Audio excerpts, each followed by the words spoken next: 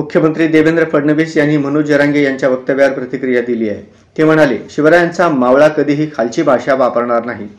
राजकारणात सन्मान आणि मर्यादा राखणे गरजेचे आहे। फडणवीस यांच्या विधानामुळे राजकीय चर्चेला नवा टप्पा मिळाला आहे।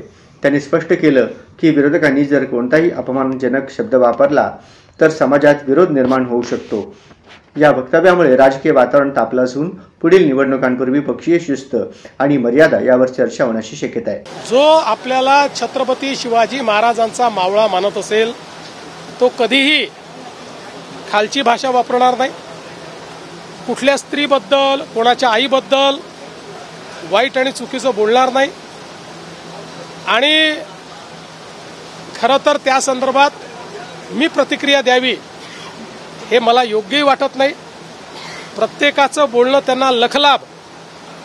माझ्या पाठीशी आईचा आशीर्वाद, माझ्या पाठीशी अंबाबाईचा आशीर्वाद, माझ्या पाठीशी आई भवानीचा आशीर्वाद आणि माझ्या पाठीशी या ठिकाणी संपूर्ण महाराष्ट्रातल्या जनतेचा आशीर्वाद।